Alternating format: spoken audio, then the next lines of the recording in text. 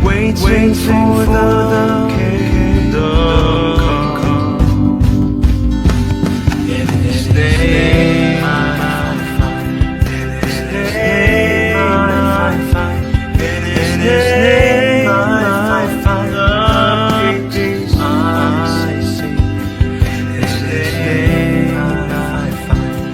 In His name I find.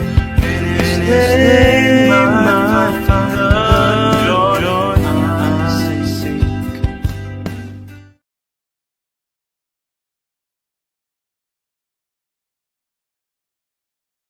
Salam Bapak Ibu yang dikasihi Tuhan Yesus Kristus. Selamat malam untuk semua yang berada di Indonesia. Selamat sore bagi yang berada di Jerman dan sekitarnya. Dan selamat pagi bagi yang berada di Amerika dan Kanada. Kita bersyukur kepada Tuhan pada saat ini bisa bertemu kembali dalam pelajaran firman di channel YouTube Cahaya Firman dan di Zoom Shema Adonai. Bersama dengan pembicara kita pada malam hari ini adalah Ibu Pendeta Muda Dr. Anda Magdalena Caroline da Costa SPD MC SCC MDiv. Dengan tema kita pada malam hari ini, luka batin. Sebelum memulai pelajaran firman, kita akan awali dengan doa terlebih dahulu. Mari kita berdoa Bapak Ibu. Bapa di surga yang kami panggil dalam nama Tuhan Yesus Kristus. Kami bersyukur Tuhan pada malam hari ini bisa kembali belajar kebenaran firman. Berkati saya Tuhan sebagai moderator agar bisa memandu pembelajaran firman-Mu ini dari awal pertengahan sampai selesai. Berdoa juga buat peralatan yang kami pakai, wifi, laptop, handphone, dan juga listrik. Serta semua peralatan yang berhubungan dengan pembelajaran firman-Mu ini, kiranya Tuhan tolong campur tangan, agar semua boleh berjalan dengan baik. Dan juga berdoa juga buat tim operator kami yang bekerja di belakang layar, kiranya juga tolong Tuhan, Engkau berkati agar mereka boleh bekerja dengan baik. Terima kasih Tuhan. Berdoa juga buat hamba-Mu, Ibu Magdalena Caroline, yang menjadi pembicara pada malam hari ini, kiranya tutup bungkus dengan kuasa Roh Kudus-Mu, agar semua pelajaran firman yang disampaikan boleh berasal daripada Engkau. Berdoa juga buat semua yang mendengarkan di Zoom Shema Adonai, dan juga di channel YouTube Cahaya Firman, kiranya Tuhan bukakan hati dan pikiran mereka, agar mereka juga mengerti kebenaran firman. Berdoa buat channel YouTube Cahaya Firman, biarlah ini menjadi saluran berkat sebagai corong untuk memberitakan firman-Mu di seluruh Indonesia, bahkan di sebagian dunia ini. Terima kasih Tuhan, ampuni segala dosa perbuatan kami yang kami sengaja maupun tidak kami sengaja, agar kami layak di hadapan-Mu. Dalam nama anak-Mu Tuhan Yesus Kristus, kami sudah berdoa dan mengucap syukur. Haleluya. Amin. Sebentar kita akan mendengarkan profil singkat dari pembicara kita pada malam hari ini. Tim operator dipersilakan, terima kasih.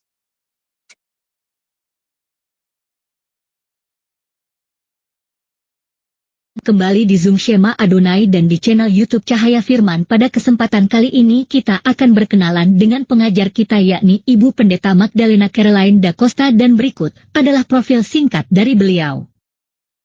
Magdalena Caroline da Costa, Mojo Agung, Jombang, Jawa Timur, 17 Juli tahun 1973. Orang tua, Pendeta Christopher Abraham da Costa dan Pendeta Ineke Victorine Lydia I. Gunawan. Status pernikahan, menikah dengan Pendeta Daniel Albertus Vincentius, Sarjana Teknik. Dikaruniakan 2 anak. 1. Samuela Jessica Adelaide. 2. Samuel Jeremiah David. Pelayanan, mulai melayani Tuhan sejak usia 11 tahun, Gereja Bethany sampai saat ini. Memuridkan wanita sejak usia 15 tahun sampai sekarang, dan tergabung dalam Virtuous Life Indonesia untuk menjangkau lebih banyak wanita agar dipulihkan dan dimuridkan. pada tahun 2004 sempat tinggal di Sydney, Australia untuk merintis cabang Bethany Sydney yang kini dilanjutkan oleh rekan lain. Pendidikan tahun 1994, Sarjana Pendidikan, Universitas Widya Mandala, Surabaya, Keguruan Bahasa Inggris dan Seni. Tahun 2019, Magister Sains, Studi untuk Konselor. Lanjut, Certified Coaching dan Mentoring untuk Trauma Healing. Tahun 2024, Magister Divinitas MDiv, ACOM, Asia College of Ministry, Australia. Saat ini sedang menyelesaikan Doktor Teologi di Dayspring Theological University, Texas, Dallas, serta studi di Israel Bible Center Institute. Pengalaman kerja dan pelayanan, bidang pendidikan dan terapi, tahun 1996 sampai tahun 2002, mengajar di sekolah YPPI dan Santo Henricus. Tahun 1996 sampai sekarang, menjadi terapis anak autisme di CA Center. 10 tahun terakhir lebih berfokus pada terapi privat. Tahun 2012 sampai tahun 2016, mendirikan sekolah Royal Family untuk anak-anak kurang mampu. Tahun 2004 sampai sekarang, mengajar di Dayspring Theological University, Texas, Dallas, di Indonesia. Bidang konseling dan mentoring. Tahun 2019 sampai sekarang, tergabung di Virtuous Life Indonesia sebagai pemimpin, pelatih, dan mentor. Tahun 2020 sampai sekarang, tergabung di Blessing Counseling sebagai konselor.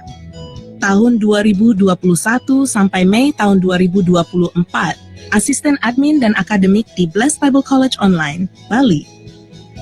Tahun 2022 sampai sekarang, asisten di Asia College of Ministry, Australia, di Indonesia. Bidang pelayanan dan misi, tahun 2004 sampai tahun 2006, bekerja sebagai terapis lansia di Panti Jompo, Sydney, Australia. Tahun 2006 sampai sekarang, tergabung dalam pelayanan pedesaan di JJP Ministry.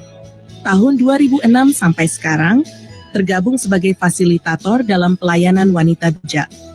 Tahun 2010 sampai sekarang, melayani di Persekutuan Doa Priscilla Aquila dalam bidang pujian dan penyembahan. Tahun 2017 sampai sekarang, tergabung dalam pelayanan peniup shofar Kota Surabaya. Tahun 2018 sampai sekarang, tergabung di pelayanan wanita Sungai Sukacita Ministry bersama Evangelis Indri Pardede. Tahun 2021 sampai sekarang, melayani di Persekutuan Doa House of Blessing.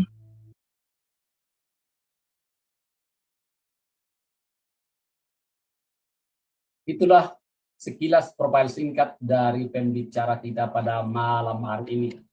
Baik Bapak Ibu, tiba saatnya saya akan menyapa beliau. Salam, selamat malam Ibu Magda, apa kabar? Shalom, baik Puji Tuhan. Ya, puji Tuhan kiranya baik-baik selalu dan tetap dalam penyertaan Tuhan dalam setiap pekerjaan dan pelayanan Ibu. Dan sekarang waktunya saya serahkan kepada Ibu untuk memaparkan tema kita pada malam hari ini. Waktu dan tempat dipersilakan Bu. Terima kasih. Baik. Oke, saya izin untuk coba share screen dulu ya Bapak Ibu.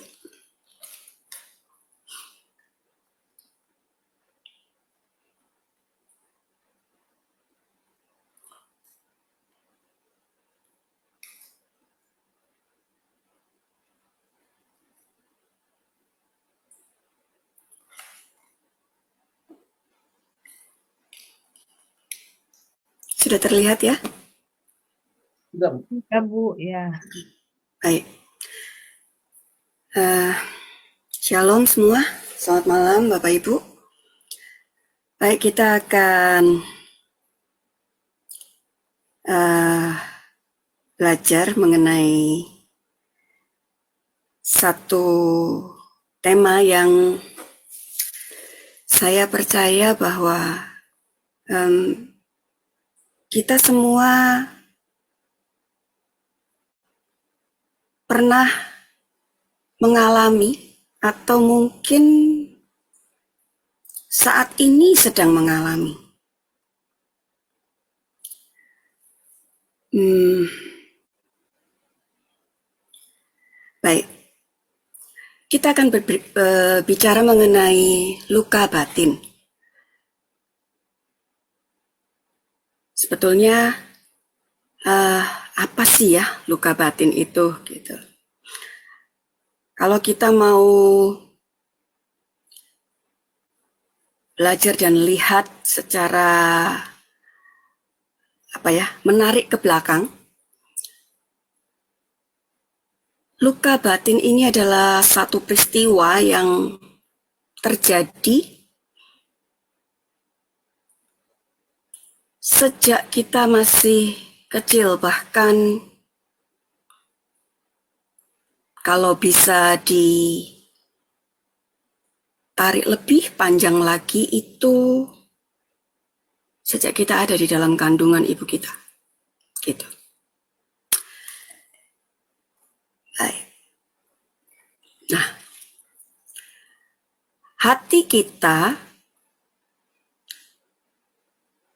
pada awalnya ketika kita ditenun oleh Tuhan itu sempurna hatinya ya Bapak Ibu.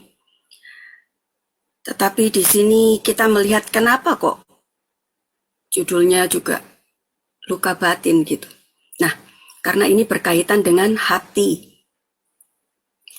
Ketika ini berkaitan dengan hati, saya mau ajak Bapak Ibu untuk kita lihat sebentar bagaimana proses ketika kita diasuh oleh orang tua kita.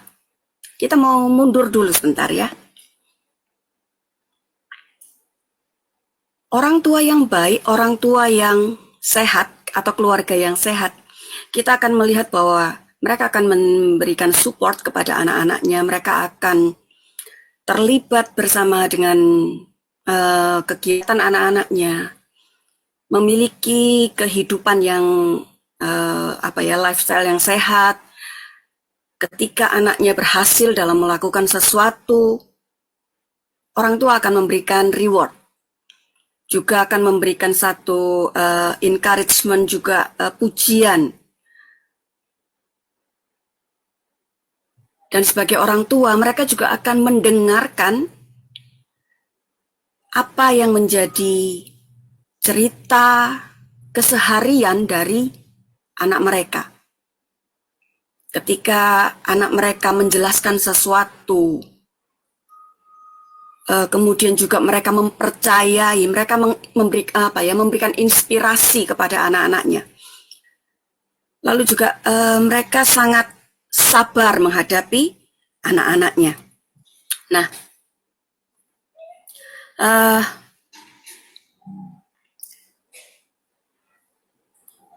tetapi ketika proses keluarga yang seharusnya sehat ini tidak berjalan dengan baik, maka kita melihat bahwa hati kita itu bisa terluka.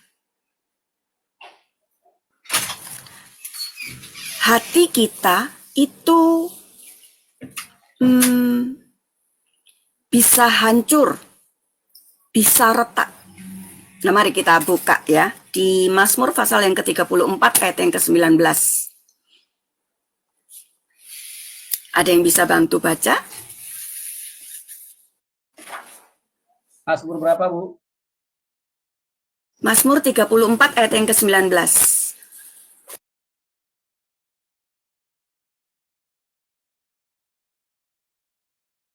Mazmur 34 ayat yang ke-19. Demikian firman Tuhan. Tuhan itu dekat kepada orang-orang yang patah hati dan ia menyelamatkan orang-orang yang remuk jiwanya. Ya, bisa selanjutnya baca di Yesaya 61 ayat yang pertama, Bapak. Yesaya 61 ayat yang pertama. Demikian firman Tuhan. Kabar selamat kepada Sion, roh Tuhan Allah ada padaku.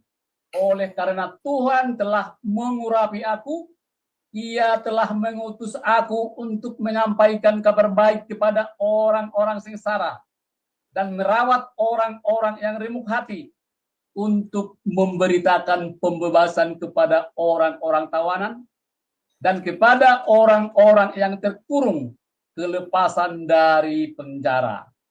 Ya, terima kasih Pak Pasang. Kita melihat di sini bahwa hati yang awalnya diberikan oleh Tuhan utuh kepada setiap manusia, itu ketika tidak dirawat, tidak dipelihara dengan baik, dengan benar, maka bisa hancur. Tapi kita melihat di sini bahwa lepas dari semuanya itu, ada janji Tuhan bahwa Tuhan itu merawat hati yang remuk. Tuhan akan dekat dengan hati yang patah. Karena kita mau belajar mengenai luka hati, luka batin, maka kita akan lihat apa sih yang bikin atau yang membuat hati ini bisa remuk, retak. Ibu.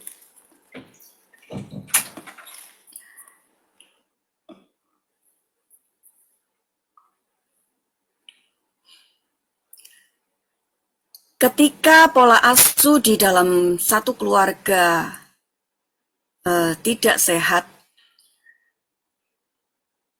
itu yang akan membuat hati dari setiap kita jadi rusak. Kebalikan dari yang tadi, tidak ada perhatian, tidak ada supporting dari orang tua, tidak ada negosiasi dengan orang tua, yang ada adalah saling berbantah, direndahkan, tidak boleh terlibat dalam kegiatan apapun, kemudian juga tidak mendapatkan satu pujian. Ini yang terjadi ketika kita ada di satu keluarga yang tidak sehat. Nah, Bapak Ibu, kita lihat di sini bahwa setiap kita manusia itu mempunyai alam bawah sadar. Seperti komputer yang bisa merekam segala pengalaman atau peristiwa yang pernah dialami selama kita hidup di dunia ini. Baik peristiwa atau pengalaman yang menyenangkan maupun yang menyakitkan. Izin Bu. Ya. PPT-nya digeser Bu. Belum jalan, kan sudah kayaknya ke-4 bukan tadi ayat-ayatnya.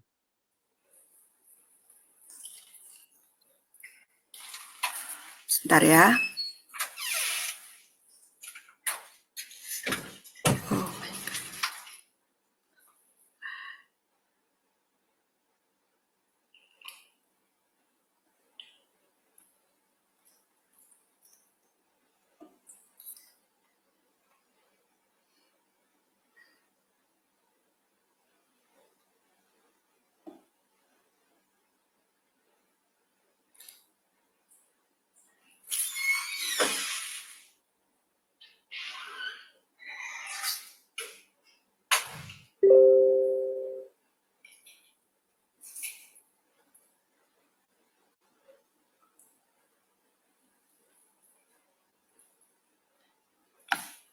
Baik, apa?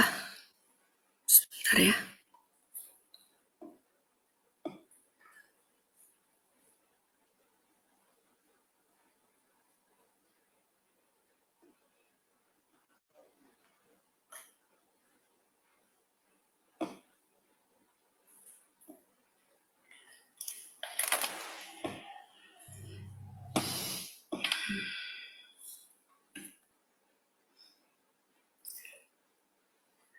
Oke, baik, sebentar ya Bapak Ibu, sambil saya menyiapkan. Saya akan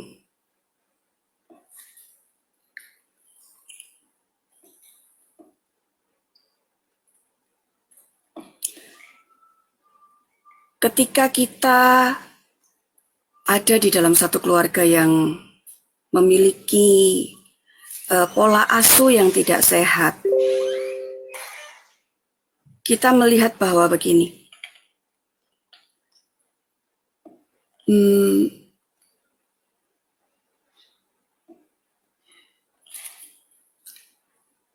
ada kejadian-kejadian yang tidak bisa dipilih, tidak bisa dipisahkan ketika itu terjadi dalam kehidupan masing-masing kita.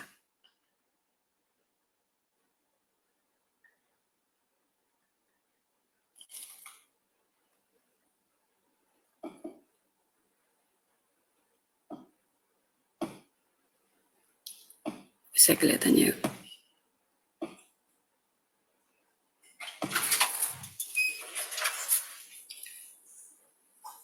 Apa masih nggak jalan ya? Ya, belum jalan Bu, masih di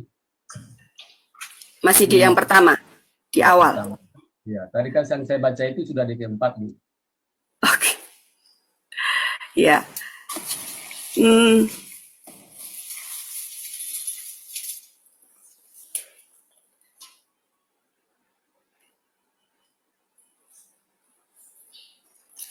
Kalau bisa minta izin dikirim ke Bu Hendy, nanti saya yang share.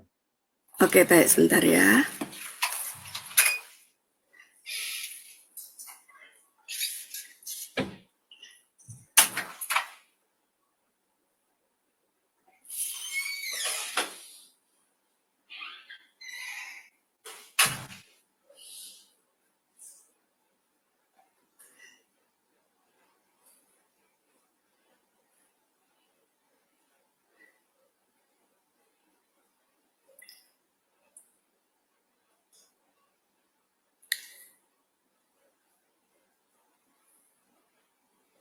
Baik, saya akan tetap lanjutkan ya Bapak Ibu ya.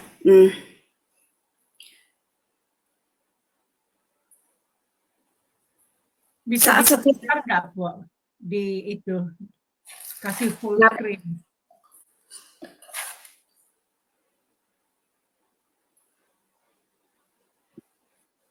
Sebentar ya Bu. Ya.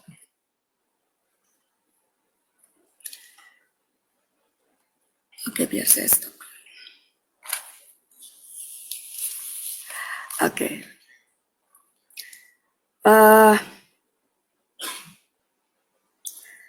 Ada hal-hal yang kita tidak bisa hindari ketika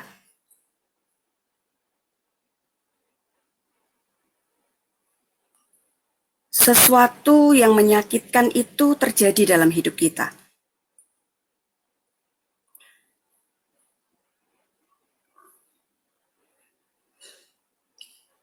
Ada hal yang benar-benar kita berusaha untuk mencapai, mencari, tetapi sepertinya semua jalan ditutup, gitu. Nah,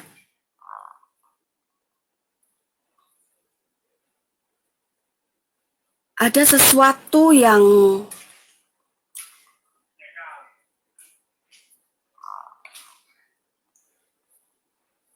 kita tahu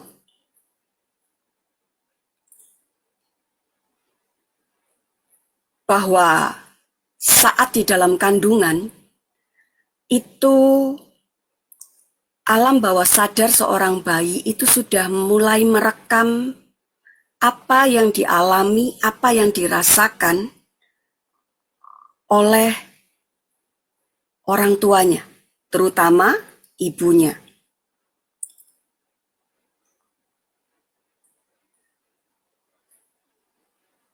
Baik itu ketika sang ibu mengalami hal yang menyakitkan,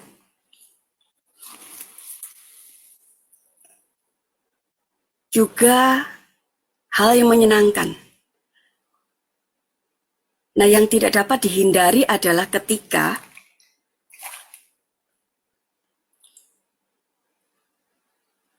ketika kita sebagai seorang ibu itu mengalami hal-hal yang negatif.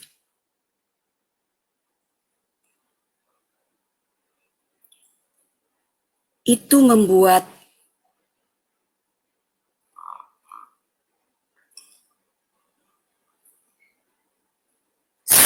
seorang bayi merasakan yang namanya yang pertama, itu tertolak. Kemudian tidak dikasihi, tidak dicintai, tidak diinginkan. Itu yang dirasakan seorang bayi di dalam kandungan. Nah, ada banyak kita sebagai wanita ketika kita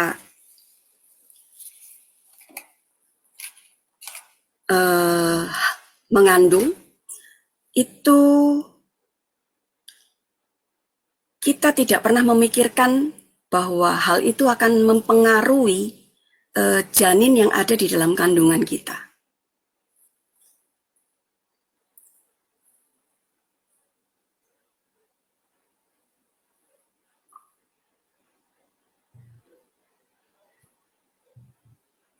Ketika si suami mungkin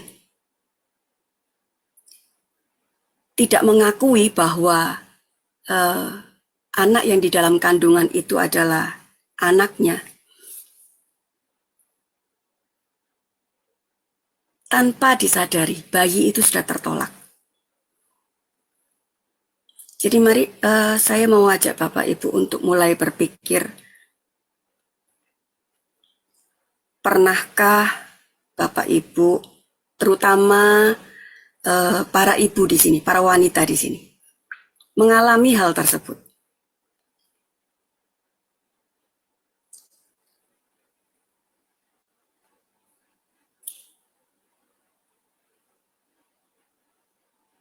Ini yang saya lihat.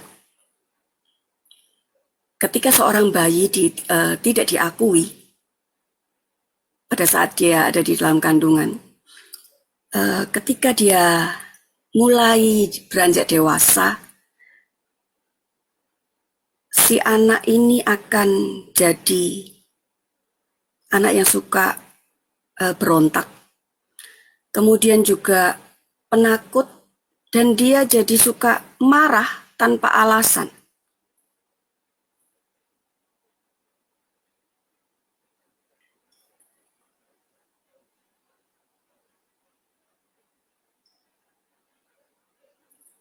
Atau mungkin ketika si ibu ini mengalami hal-hal yang membuat dia putus asa, khawatir, tertekan, itu juga yang akan dialami oleh si bayi.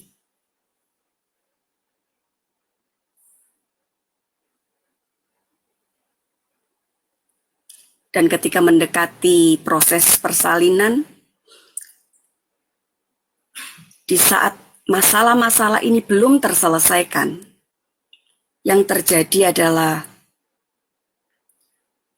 si anak ini akan jadi seorang anak yang minder dan selalu bergantung kepada orang lain.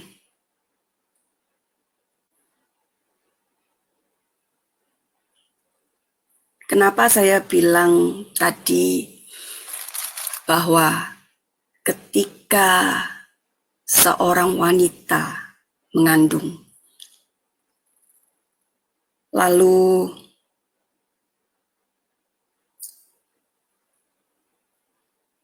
si ayah ini tidak mau mengakui, bahkan menuduh,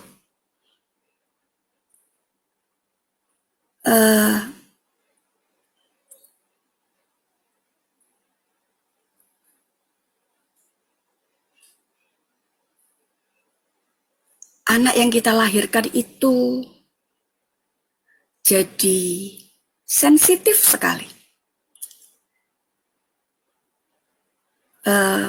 Maaf, saya Pak Sam, saya boleh minta ada rekan saya di sini, Pak Adi, untuk dijadikan co-host ya, supaya dia bisa bantu saya share screen.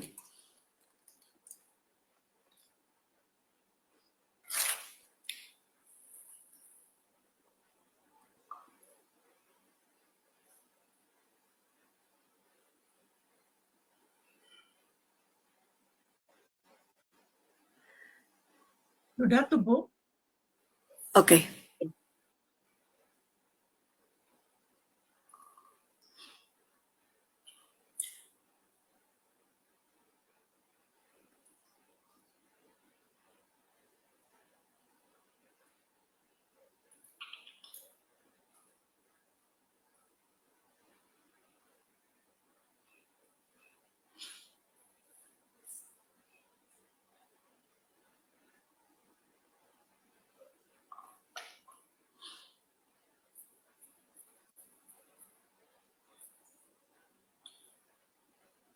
Ya, bisa ke slide yang ke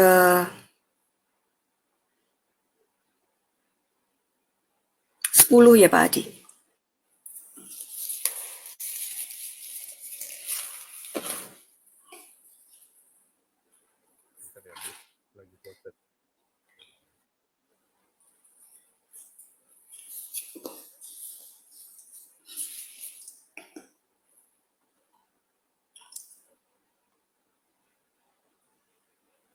Ini yang terjadi Bapak Ibu. Ketika saya mengandung anak saya yang kedua, ada satu kejadian yaitu saat saya memberitahukan kepada suami saya bahwa saya positif gitu ya. Karena kejadiannya adalah ketika saya memberitahu itu posisi suami saya itu ada pelayanan di luar kota, jadi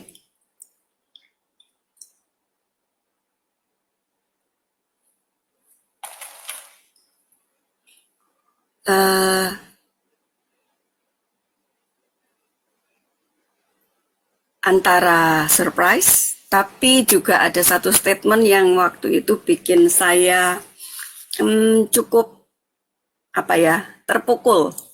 Karena ini yang suami saya bilang, kok bisa? Itu anaknya siapa? Gitu ya. Kalau sekarang saya bisa bicara sama tertawa gitu, itu karena kita udah menyelesaikan ya Bapak Ibu ya. Tapi waktu itu saya tuh cuman bisa diem, saya cuman bisa kaget gitu. Dan selama hari-hari saya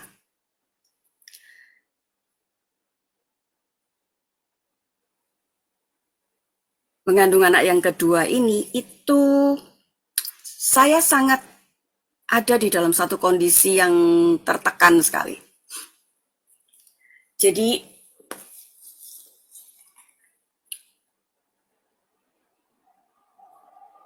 ada sakit hati, ada tertolak, ada luka, ada benci, ada marah, semua emosi itu sepertinya keluar pada waktu itu. Tapi saya tidak bisa mengungkapkan. Akhirnya saya cuma bisa menjawab itu seperti ini. Saya tidak berhubungan dengan orang lain dan cuman sama kamu, jadi ini ya anak kamu gitu. Nah, kondisi pada waktu itu adalah kami sedang tidak mungkin karena dalam kondisi yang yaitu tadi marah dan semua itu tadi, akhirnya sampai waktu kehamilan yang kedua ini saya hampir bisa dibilang tidak memeriksakan ke dokter. Saya periksa itu pada waktu kandungan usia yang ke-7 mau ke-8. Ke-7.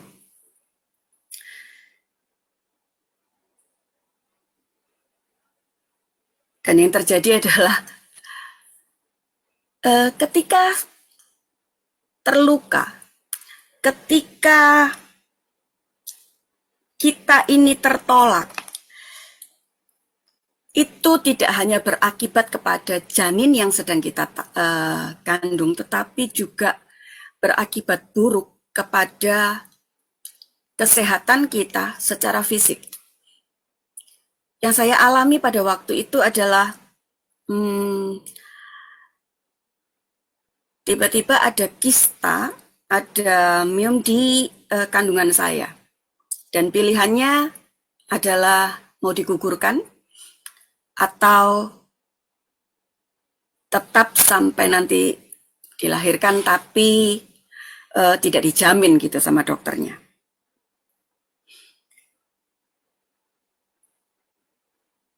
Saat itu saya hanya percaya bahwa Tuhan itu baik, Dia cinta sama saya, Dia cinta sama anak dalam kandungan saya.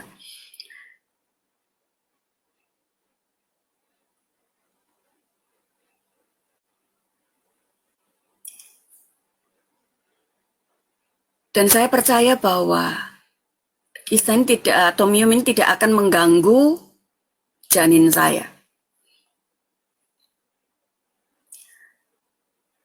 Tidak lama setelah itu, setelah saya periksa,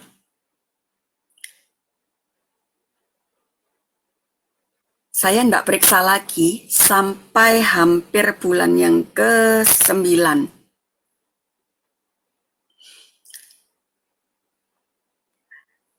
Dan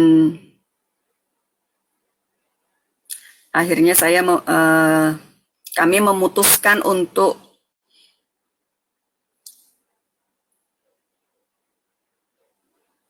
cukup 2 anak ini aja gitu ya, buat kami gitu.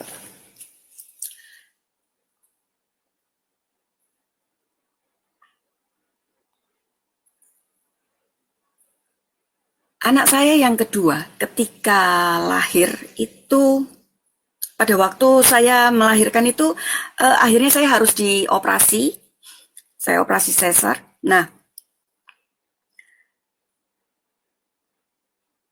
puji Tuhan bahwa dengan doa, dengan iman ya, ketika dokternya sedang mengoperasi, saya sempat mengingatkan, Dok, sekalian ya dibersihkan gitu. Maksud saya kistanya atau miomnya itu dibersihkan.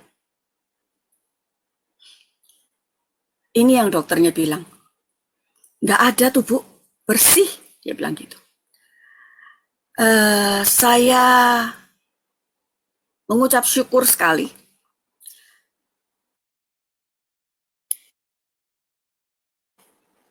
Untuk yang satu itu. Nah, sedangkan untuk anak ini ketika dia beranjak dewasa, yang terjadi adalah dia cukup sensitif sebagai anak pria. Itu sangat sensitif ya. Perasaannya cukup peka terhadap segala sesuatu ketika saya mengalami hal-hal yang tidak enak itu, dia sangat bisa merasakan dan ikut sakit ketika saya sakit. Nah, itu yang terjadi. Sampai akhirnya ada satu kejadian di mana saya bicara dengan suami dan kami akhirnya rekonsiliasi. Kemudian suami saya minta maaf kepada anak saya juga minta maaf. Dia minta maaf kalau ketika dia ada di dalam kandungan, dia sempat tidak mengakui, dia sempat tidak mau menerima, tidak percaya bahwa itu anaknya.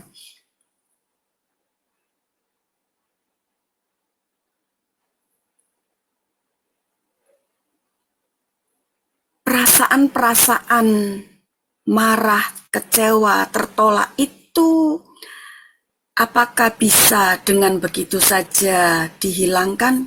Enggak, Bapak Ibu. Ada hal-hal yang tidak semudah itu bisa diterima.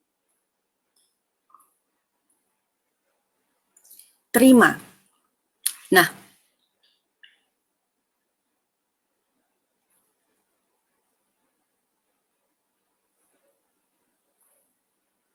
selanjutnya Pak Adi. Ini masa bayi, ya.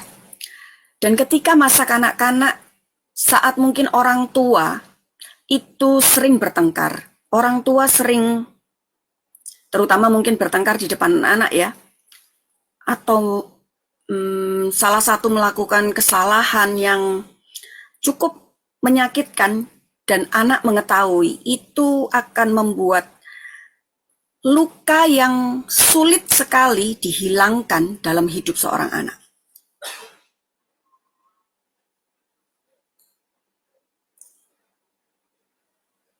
Karena merasa bahwa dia masih anak kecil, dia tidak bisa melakukan apa-apa untuk mencegah orang tuanya bertengkar. Nah, itu ketika mereka masih kanak-kanak. Selanjutnya, dan yang harus kita ingat adalah begini, keberadaan kita saat ini itu merupakan refleksi dari masa lalu. Disadari atau tidak, kita mau bilang enggak, kita mau bilang iya, setiap orang itu punya yang namanya luka emosi. Setiap orang punya satu retak di dalam hati yang butuh untuk disembuhkan. Dan ketika menjelang masa remaja ataupun dewasa, kita bisa melihat bahwa ada anak-anak yang mereka pernah mengalami apa yang namanya dilecehkan, apa yang namanya sesuatu yang menyakitkan. Kalau dulu bayi mereka hanya bisa merasakan dan itu terekam, tetapi ketika mereka sudah mulai dewasa, itu bisa dirasakan, bisa dilihat, bisa didengar, dan itu membuat mereka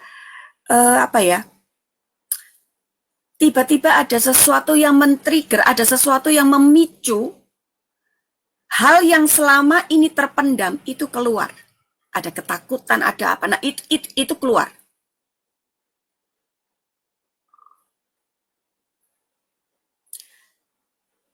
Coba sekarang saya mau, kalau saya boleh bertanya kepada Bapak Ibu yang ada di sini. Mungkin saya mau tanya sama Pak Sam dulu deh. Apakah ada hal-hal yang pernah membuat Pak Sam terluka? Nggak usah sekarang, mungkin dulu ya, saya bilang dulu. Pernah nggak Pak Sam? Ya, kalau terluka sih pernah, Bu. Luka karena cinta. Oke. Ya, ditolak kah Pak Sam? Jadi tolak. Ini nyata, Bu, nyata ditolak. Biasanya kan laki-laki itu yang memutuskan perempuan gitu loh, Bu. Iya. Jadi terbalik, saya yang diputuskan perempuan. Bagaimana menurut Ibu Mada? Saya balik bertanya. Ketika Pak Sam diputuskan itu karena Pak Sam melakukan apa? Saya diputuskan itu karena saya jauh gitu. Saya tinggal dia di Sumatera, saya pergi ke Jawa seperti itu. Padahal cinta saya begitu dalam, Bu, sama dia gitu loh. Jadi karena jarak ya Pak Sam ya? Iya, karena jarak. Kenapa ketika orang jatuh cinta dan kemudian karena jarak, akhirnya mereka lebih memilih untuk memutuskan pasangannya? Coba ada yang bisa kasih pendapat nggak? Oh ya. Bu Aling? Ya Bu, karena menurut saya nggak bisa nahan kangen Bu, yang perempuannya. Karena selalu ditinggal, biasanya begitu Bu. Kurang perhatian. Biasanya Ibu Magda seperti itu, kurang diperhatikan gitu. Jadi dia nggak tahan Bu, kesepian gitu. Oh gitu ya. Ya, kurang dikasih sayang gitu Bu. Iya. Oke, ini ada yang di chatroom. Baik, yang lainnya mungkin bisa juga ya jawab di chatroom ya. Ada Pak Ramsis di sini jawab selalu mengutamakan ego. Ya, kalau itu berbicara mengenai jarak, saya rasa masing-masing harus dewasa ya sebetulnya di dalam menjalani hubungan itu. Jadi tidak hanya karena jarak akhirnya membuat satu hubungan terputus.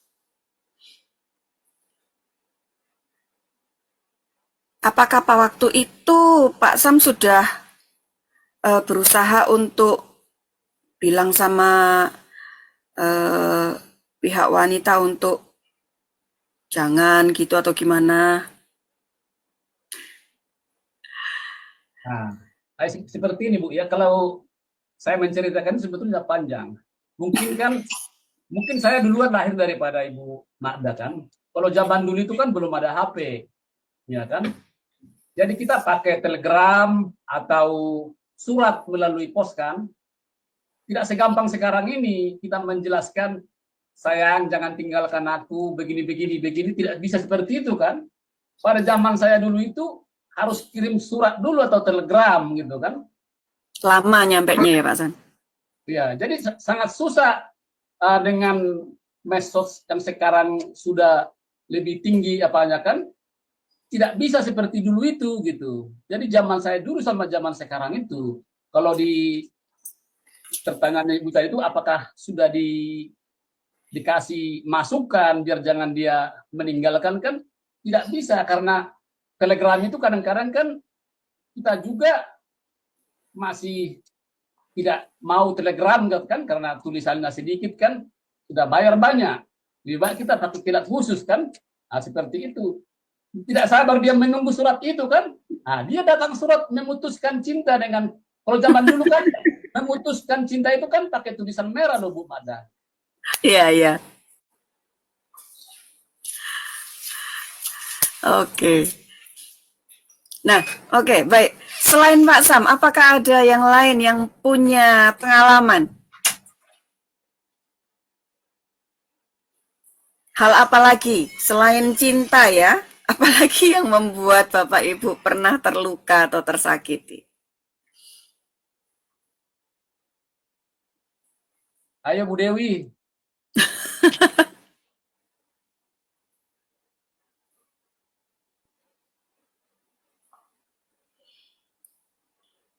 Atau Bu Heni juga bisa masuk ini.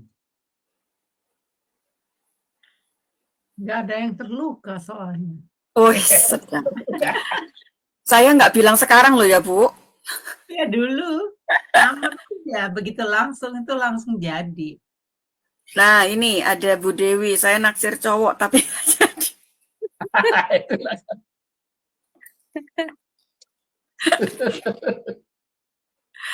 Haleluya. Ya.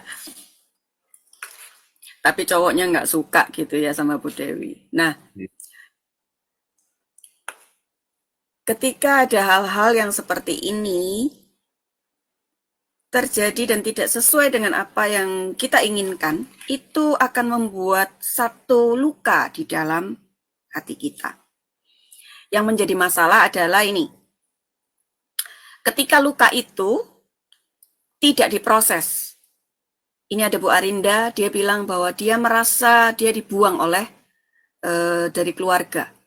Karena apa? Kalau boleh Ibu Arinda?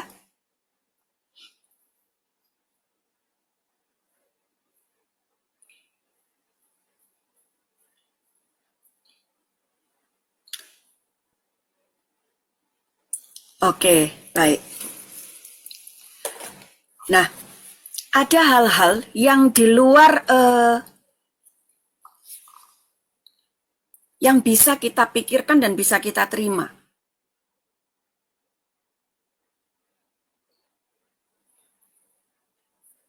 Karena ya, Ibu Nancy bilang bahwa ada banyak lukanya, tapi puji Tuhan sudah dibalut sama Tuhan. Ya. Nah, ada 5 sumber di sini ya.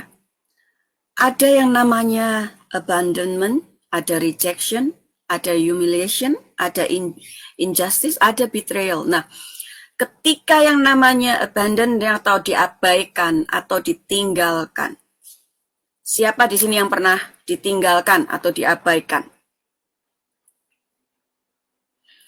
Siapa yang pernah ditolak? Siapa yang pernah dipermalukan? Siapa yang pernah dihianati? Atau bahkan siapa yang pernah diperlakukan secara tidak adil? Atau mungkin salah satu atau bahkan mungkin lima-limanya pernah diterima oleh Bapak Ibu. Coba bisa tulis di chat room ya. Jadi supaya nanti kita juga bisa bahas. Nah, ini hal-hal yang tanpa sadar itu jadi luka ketika tidak diproses dengan baik, tidak diselesaikan dengan baik. Ini akan jadi satu satu bom waktu, sehingga ketika nanti ada trigger yang menyentuh titik itu, rasa ditolak, rasa hasil dari rasa akibat ditolak tadi, dikhianati tadi, itu akan kembali keluar. Kita lihat ya di sini ya, ketika ya ada yang lima-limanya Bapak Ibu, ada yang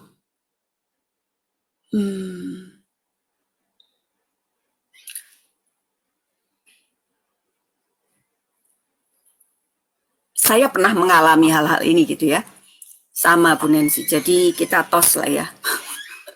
Nah, tetapi bagaimana cara kita untuk bisa menghandle ini semua, bagaimana cara kita bisa memproses ini semua dengan baik, itu yang penting.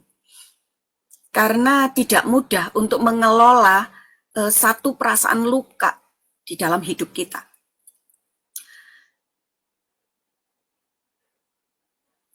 Dipermalukan atau diberi label buruk. Pernah enggak Bapak Ibu mendapati atau mendengar perkataan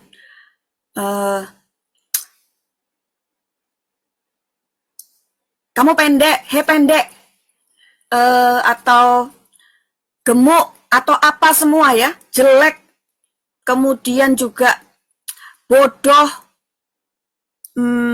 nggak bisa apa-apa. Siapa yang pernah mengalami atau mendengar atau menerima perkataan-perkataan itu? Goblok, nggak bisa apa-apa. Kemudian mau jadi apa nanti kalau sudah besar? Mau kerja apa? Males.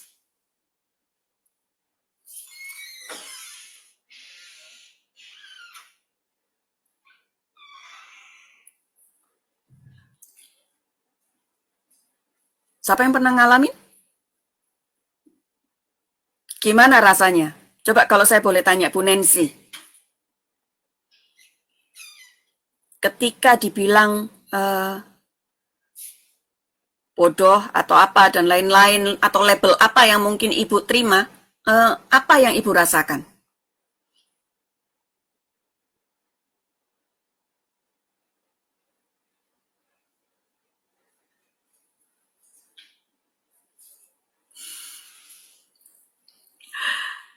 Hebat.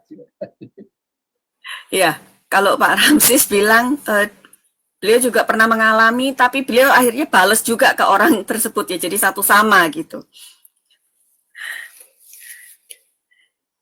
Ada yang bisa membalas, tapi ada yang tidak bisa, karena itu tadi. Ketika dia belum bisa memproses, menyelesaikan luka yang dia terima, yang dia hadapi, yang dia rasakan dari kecil, dan ketika beranjak dewasa dan dia menerima lagi satu labeling, satu perlakuan yang tidak baik, itu akan semakin memperparah lukanya. Nah, dan akibatnya apa? Kita yang tadinya sudah jadi suka menarik diri dalam satu pergaulan gitu ya, itu jadi lebih lagi tambah minder, tambah takut untuk melakukan sesuatu yang baru, takut untuk dan lain-lain gitu. Itu adalah hal-hal yang terjadi ketika kita tidak menyelesaikan satu masalah dengan baik. Coba selanjutnya Pak Adi. Di situ ada ya, ada labeling, ada humiliation ya, perkataan negatif, kemudian juga direndahkan, dibandingkan dengan orang lain. Punya satu rahasia dan itu dibongkar di depan orang lain, lalu diberi label atau julukan.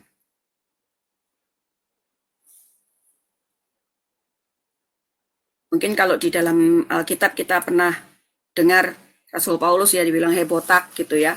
Nah, itu julukan Bapak Ibu. Apakah Bapak Ibu juga pernah mengalami itu, punya julukan masing-masing?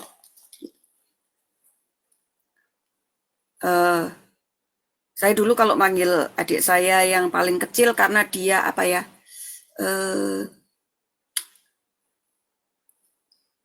suka apa ya, pokoknya akhirnya kami itu manggilnya itu Endel gitu ya. Jadi sampai akhirnya keponakan juga manggilnya apa, Anti Endel.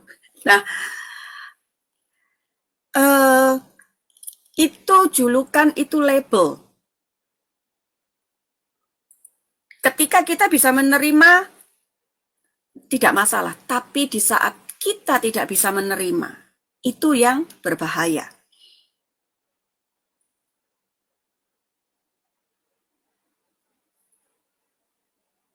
Siapa yang pernah mungkin dibandingkan dengan saudara yang lain?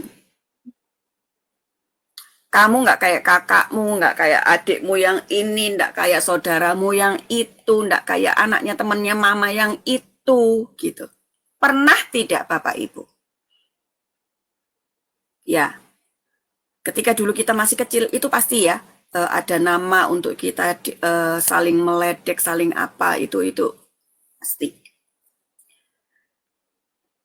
Tapi masalahnya adalah tidak semua orang bisa menerima itu dengan baik.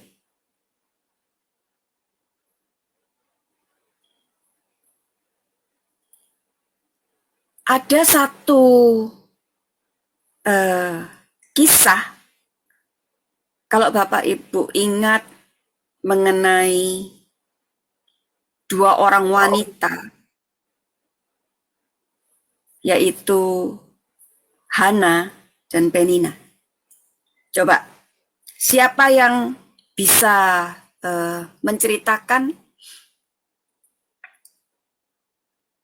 apa yang dialami oleh si Hana? Dan apa yang dilakukan oleh si Penina? Siapa mereka? Pak Joko mungkin bisa jawab?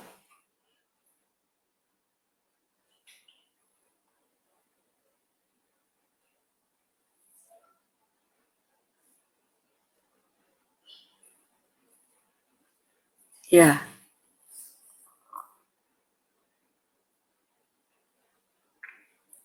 Hana diledek sama si Penina karena tidak punya anak. Dibilang mandul. Bahkan ketika dia berdoa di rumah Tuhan, imam juga bilang apa? Dia sedang mabuk.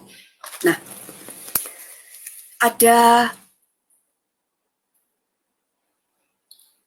rasa tertolak di situ, ada dilukai. Dia juga dimadu loh Bapak Ibu ya. Makanya ini si Penina ini adalah istri kedua dari suaminya. Kemudian juga direndahkan sama Penina. Dia terima yang namanya label, dia terima yang namanya humiliation, dia terima yang namanya termasuk juga rejection, itu masuk di sini juga. Nah, itu dia terima. Kira-kira kalau waktu itu Hana tidak jadi orang yang takut akan Tuhan, apakah dia bisa mendapatkan seorang nabi? Itu ya. Gimana kira-kira?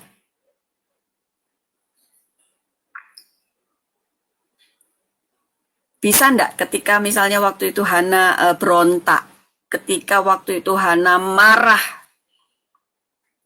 apakah seorang nabi itu akan bisa dia lahirkan?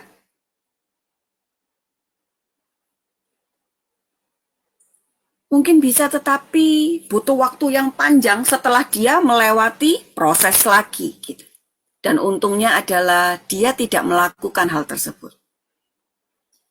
Dia berdoa sampai ya,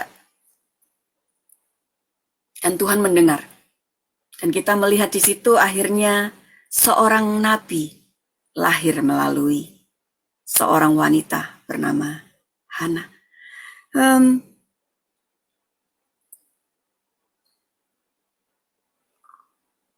Kita lihat ya Bapak Ibu bahwa tidak mudah.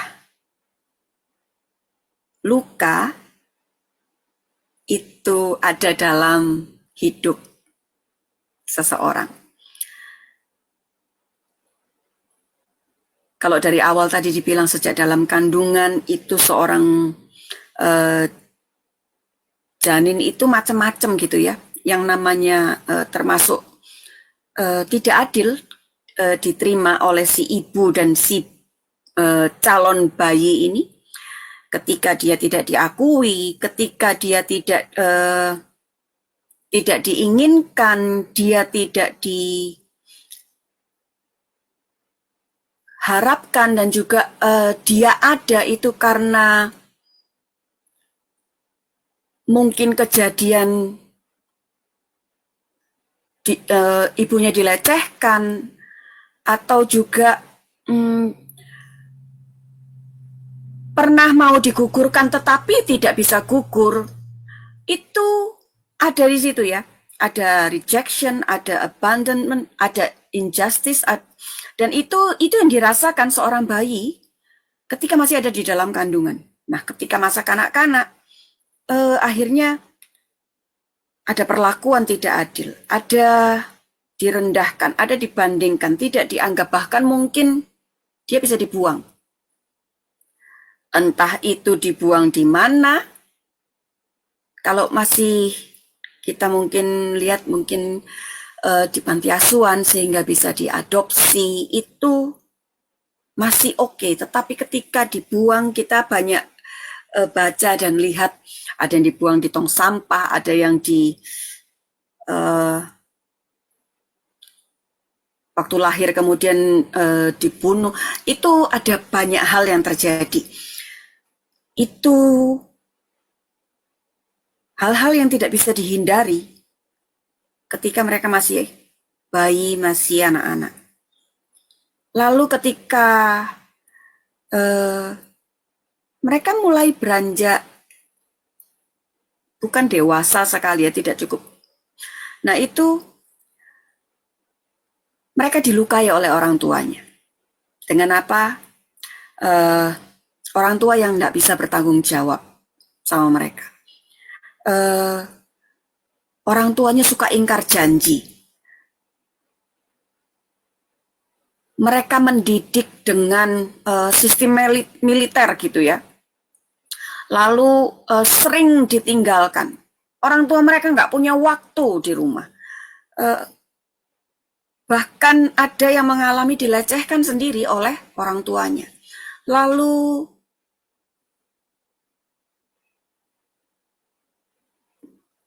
suka dipukul.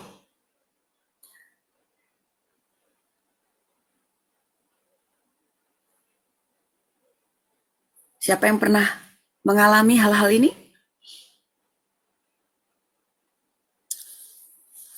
Itu tidak hanya jadi luka, tetapi kalau kita mau melangkah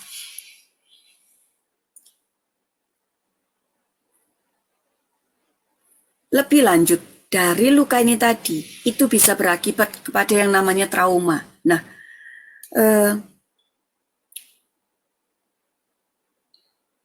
dari kekerasan itu, dari kemudian seksual, ada kecelakaan, ada kejadian perampokan, ada kehilangan, ditinggalkan, lalu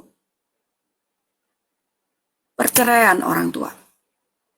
Ini menjadikan trauma yang sulit sekali untuk disembuhkan ketika seseorang itu tidak bisa memproses dengan baik semua trauma-trauma ini. Ini ada pertanyaan di chat ya. Apa maksud dari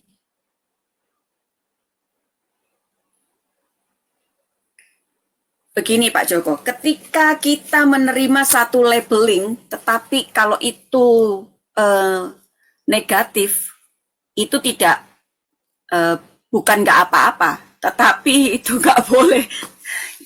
Yang saya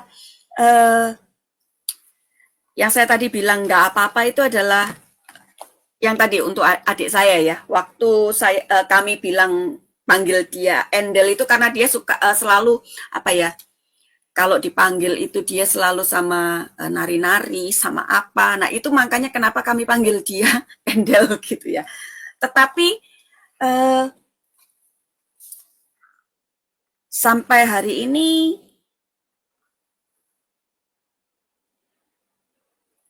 gambar dirinya oke, dia bisa dengan baik menerima itu semua. Dan kami pun akhirnya sekarang juga tidak panggil dia Endel lagi gitu. Nah, waktu konteksnya negatif, ini yang terjadi ya Bapak Ibu. Ketika seseorang dipanggil jelek, bodoh, gendut,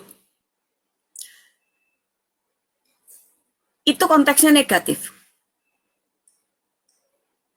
Dan itu bukan sesuatu yang mungkin buat orang lain itu, wong gitu aja gitu ya. Tetapi untuk mereka yang menerima labeling ini, di saat mereka tidak bisa memproses itu dengan baik, itu yang bahaya. Itu membuat satu luka yang ketika nanti ada trigger atau pemicu, itu jadi kayak bom waktu. Itu tidak hanya melukai si orang yang di labeling ini, tetapi juga dia bisa melukai orang lain. Begitu ya Pak Joko ya. Saya tidak pernah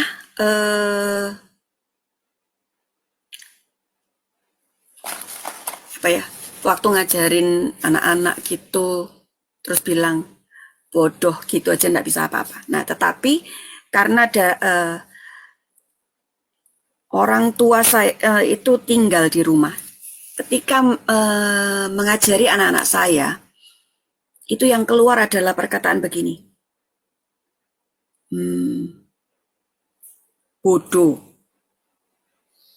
gitu aja nggak bisa. Mau jadi apa nanti? Saya itu hanya mendengar. Bukan saya loh ya, yang terus-menerus di kata-katai atau di labeling seperti itu. Apakah anak-anak saya bodoh? Oh enggak. Tetapi ketika saya sebagai orang tua, saya hanya mendengar. Itu saya merasakan akibatnya loh. Ini yang terjadi. Ketika saya mendengar orang tua saya berkata seperti itu kepada anak-anak saya itu mau marah, tapi tidak bisa.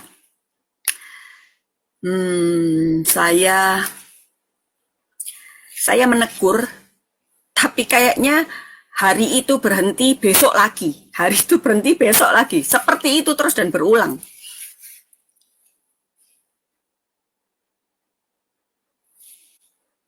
Dan saat itu yang terjadi adalah rasa marah saya mungkin karena sudah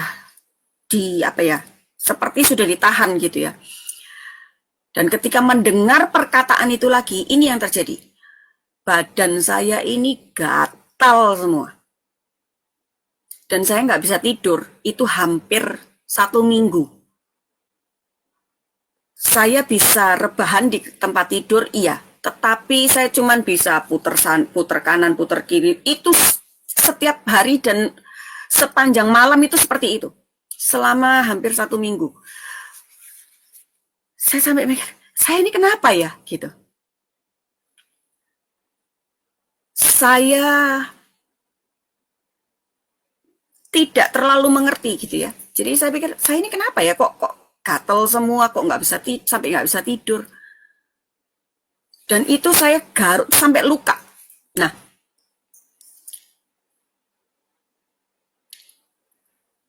waktu saya ngajar di satu kelas mengenai bagaimana kita harus berkata-kata yang positif, saya itu tiba-tiba diingatkan dan saya langsung maksudnya saya langsung ingat bahwa mulai kapan rasa gatal terus saya nggak bisa tidur ini mulai gitu. Jadi yang saya mau kita semua belajar adalah begini. Mari ketika kita mengalami satu masalah, satu luka, satu apa, coba tarik akarnya, cari akarnya gitu supaya kita bisa menyelesaikannya dengan baik. Nah, waktu saya ingat, oh, dari perkataan yang negatif yang diucapkan, yang dilabelkan terus-menerus ke anak-anak saya, sekalipun itu bukan ditujukan kepada saya. Ketika itu telinga saya dengar, itu membuat fisik saya tidak terima dan berakibat apa? Yaitu tadi, tidak bisa tidur, gatal-gatal. Nah, hal-hal yang seperti itu bisa terjadi. Lalu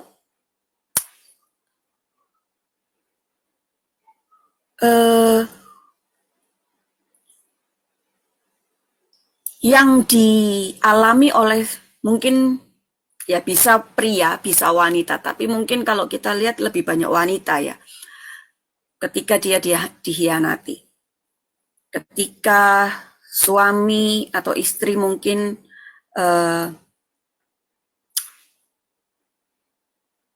mengkhianati istrinya, mengkhianati suaminya dengan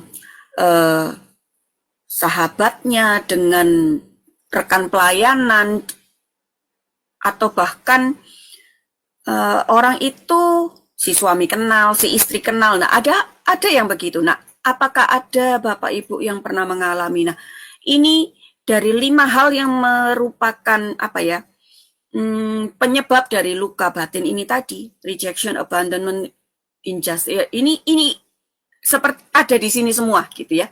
Ini yang dialami oleh mereka-mereka yang mengalami yang namanya dihianati oleh pasangannya, dihianati oleh rekan sekerjanya mungkin di dalam pekerjaan, ditelikung gitu ya.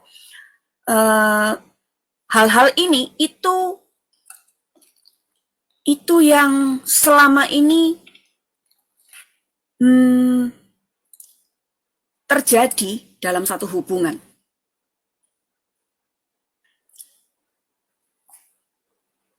Di saat kita tidak bisa menyelesaikannya dengan baik, ini yang akan terjadi. Bahwa ada unfinished business yang belum terselesaikan di dalam hidup kita.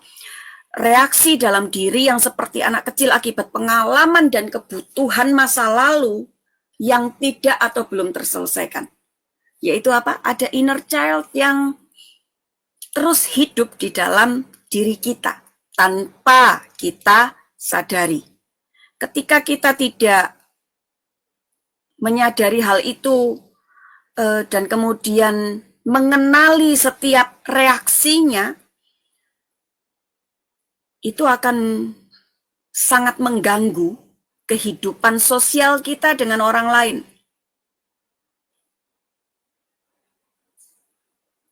Jadi mungkin kita bisa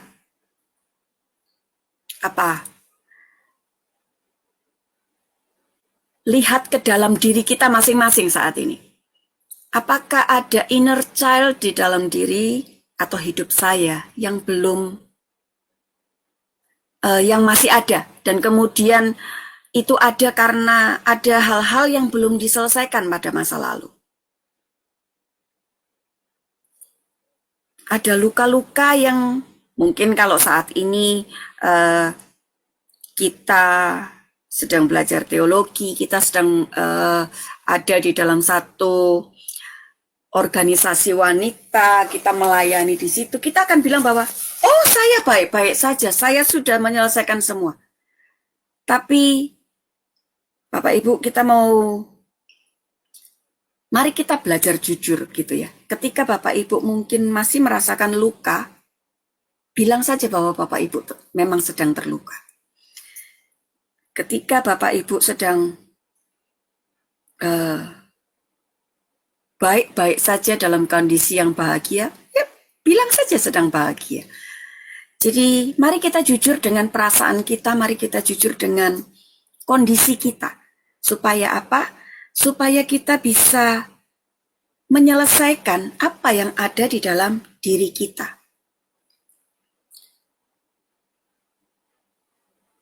Karena hal-hal itu akan terlihat begini. Unfinished business ini, waktu betul-betul tidak diselesaikan. Ini yang terjadi.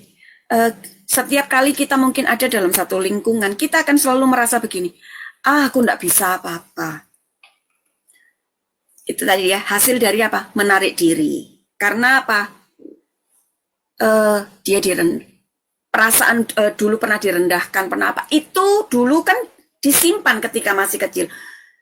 Waktu mereka masuk dalam dunia pekerjaan, pelayanan, itu baru terlihat. Suka menarik diri, suka, kamu aja yang maju, kamu aja yang bicara, kamu yang begini. Saya nggak cantik, saya nggak bisa apa-apa, saya nggak ngerti apa-apa. Nggak ada yang menyayangi saya, nggak ada yang mengasihi saya, gitu. Lalu nggak ada hal-hal baik yang pernah terjadi dalam hidup saya. Kita akan selalu berpikir dan memperkatakan itu kepada diri kita bahwa nggak ada orang yang mau mendengarkan saya, nggak ada orang yang mencintai saya. Saya nggak suka sama diri saya sendiri. Ini terlalu berat buat saya, gitu ya. Hidup ini terlalu berat buat saya. Kenapa kok hal-hal yang nggak enak ini selalu terjadi ya sama saya?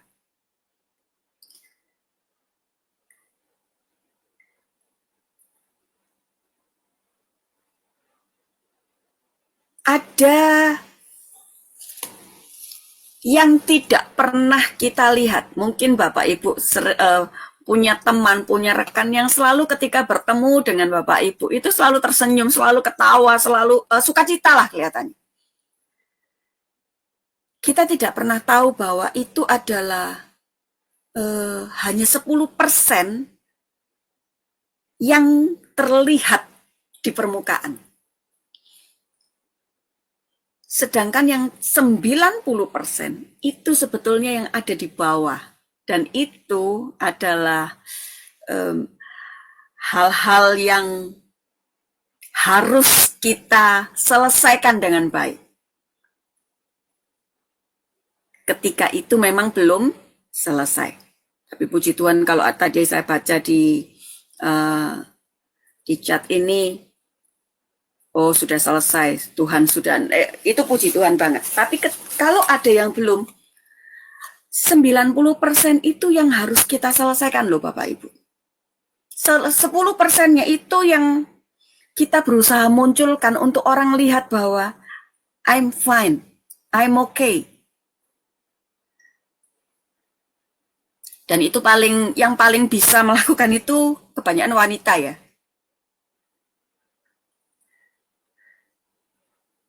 Merasa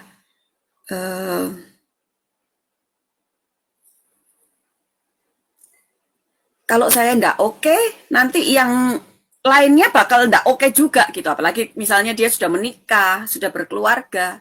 Kalau saya tidak oke, nanti anak-anak, nanti rumah tangga ini jadi ikut enggak oke. Jadi saya harus oke. Nah, itu sebetulnya itu tidak baik. Karena ketika kita memiliki satu luka, itu akan mempengaruhi semua. Lingkungan kita, keluarga kita, lalu kesehatan kita, hubungan kita dengan orang lain, itu akan sangat berpengaruh sekali.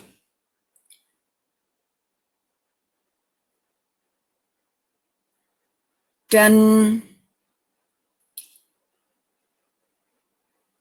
kita harus sungguh-sungguh menyelesaikan ini, apapun itu kondisinya.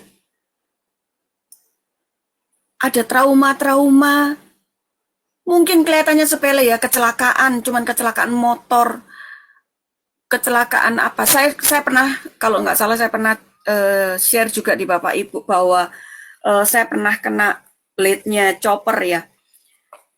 Buat saya itu juga akhirnya jadi satu trauma tersendiri gitu ya. Karena bukan kadang-kadang. Bisa dibilang sampai hari ini ketika saya dengar suara apa itu namanya? Juicer atau apa itu dinyalakan, itu saya bisa tiba-tiba mundur gitu. Spontan ya, secara spontan itu bisa tiba-tiba mundur. Saya sedang deal dengan itu gitu. Ya. Saya setiap kali saya mau bikin sesuatu yang harus menggunakan itu, saya harus apa ya? Memberanikan diri gitu supaya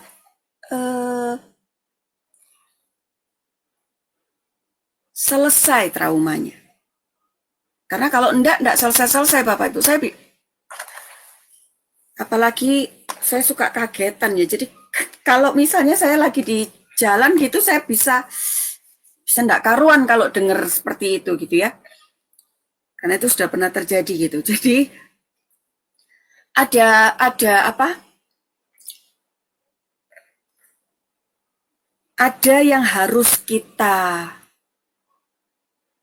lakukan dan kita harus berani untuk melangkah untuk menyelesaikannya.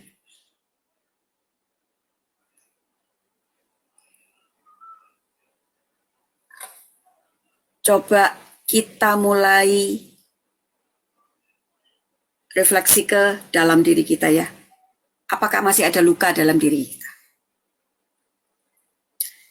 Karena ini yang terjadi. Selama kita hidup, selama kita masih hidup di dunia ini, selama kaki kita ini masih napak gitu ya, kita masih berhubungan dengan orang lain, kita masih berhadapan dengan orang lain, kita ini pasti akan dilukai, kita juga akan melukai, dan kita akan terluka. Itu sangat bisa terjadi.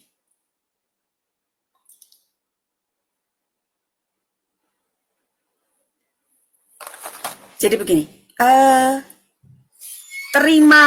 kita harus berani menerima hal ini ya. Kita harus berani menerima bahwa gini, saya itu rentan untuk terluka, saya rentan untuk kecewa, saya rentan untuk mengalami yang namanya pahit hati. Selama saya masih hidup di dunia ini, selama saya masih menjalin hubungan dengan orang lain, selama setiap hari saya bertemu dengan orang lain, hal-hal itu bisa terjadi sama saya. Nggak bisa dihindari Bapak Ibu. Dan kita harus lihat begini, kenali ya, ini adalah dampak dari ketika kita tidak menyelesaikan luka-luka tersebut. Bisa slide selanjutnya Pak Adi. Orang itu akan jadi suka mengkritik, ya. Mudah marah, mudah curiga, dia jadi nggak setia, jadi sensitif sekali, suka iri hati, Bisa juga jadi agresif, lalu dendam, punya rasa khawatir yang tinggi banget, lalu sulit bergaul. Ini kita lihat secara psikologisnya. Nah, kalau dari fisiologisnya adalah orang yang pernah mungkin dia dilecehkan oleh papanya, kalau misalnya itu adalah anak cowok ya, entah papanya, entah tetangganya yang cowok juga, dia akan bisa jadi homoseksual, atau mungkin yang cewek pernah diperlakukan seperti itu juga akan bisa jadi lesbian. Ini yang terjadi. Lalu traumatis tadi, lalu jadi overacting, suka vertigo atau migrain, lalu jadi ada mah atau tukak lambung. Nah ini tadi yang saya bilang, yang saya alami tadi ya, gatal-gatal itu tadi, padahal tidak ada apa-apa. Alergi, lalu irama debar, itu apa ya, detaknya lebih cepat kayak suka. Lalu suka tegang tengkuknya ya. Nah ini ada tumor, ada kanker, dan psikosomatis. Nah, kita boleh tidak percaya, kita boleh tidak yakin, tetapi hal-hal ini itu terjadi kepada orang-orang yang menyimpan luka dan tidak bisa menyelesaikan atau tidak mau menyelesaikan.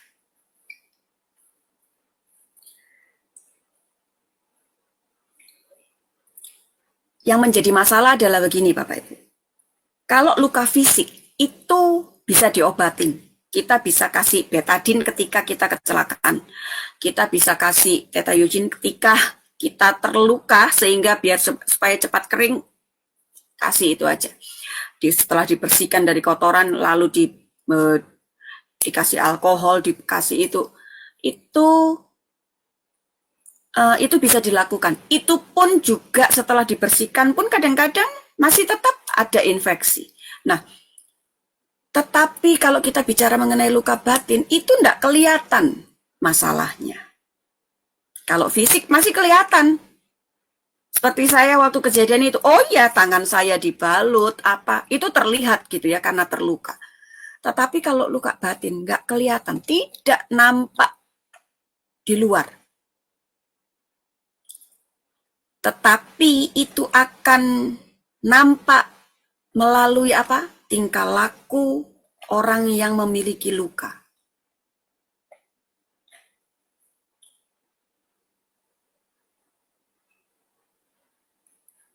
Kalau luka fisik itu harus dibersihkan dari kotoran, luka batin atau emosi atau sakit hati ini harus diakui, harus berani mengaku bahwa saya terluka. Kalau ada dosa pun juga harus diakui. Nah, masalahnya adalah tidak banyak orang yang mau mengakui bahwa dirinya terluka.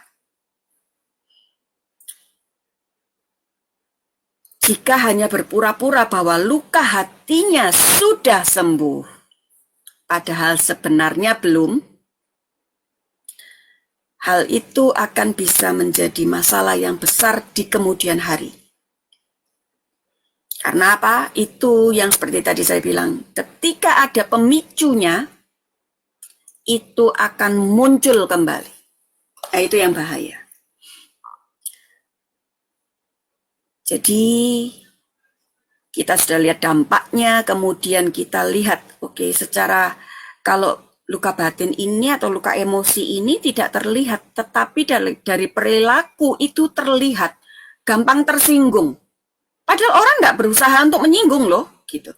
Loh, aku tadi ngomong baik-baik loh, kenapa ya dia itu kok kayak gitu? Nah, kita pernah ya, kalau lagi ngobrol atau apa, ketemu sama orang, loh tadi kita ngobrol baik-baik, kenapa dia tiba-tiba marah? Kenapa kok dia tiba-tiba kayak orang tersinggung kayak gitu? Nah, itu ciri.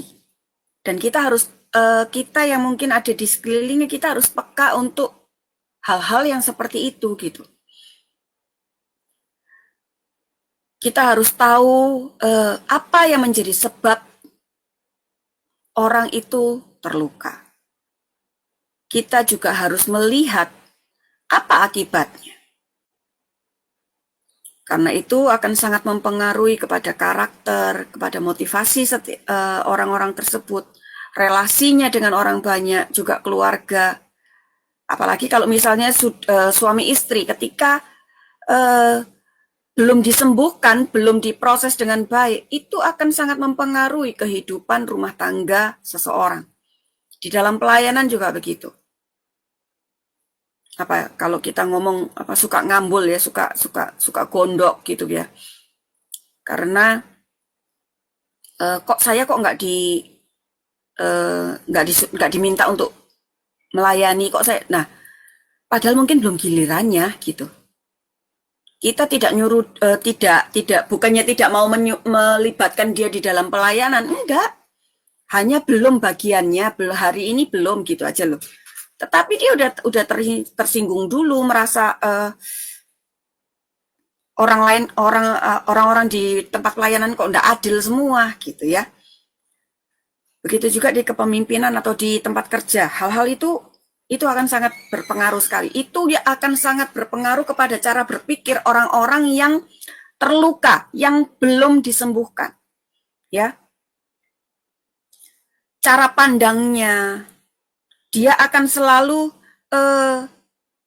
punya asumsi yang negatif kepada orang lain.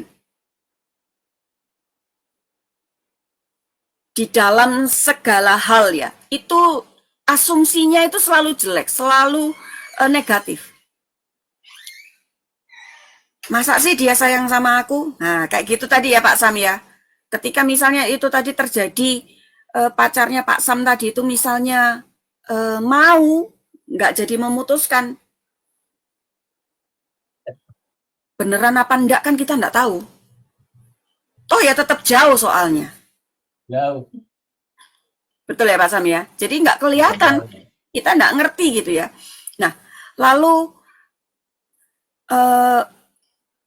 cara orang itu memandang masa depan, memandang permasalahan yang mungkin sedang dihadapi dalam keluarga, di dalam pekerjaan, itu berbeda dengan cara pandang orang yang baik-baik saja.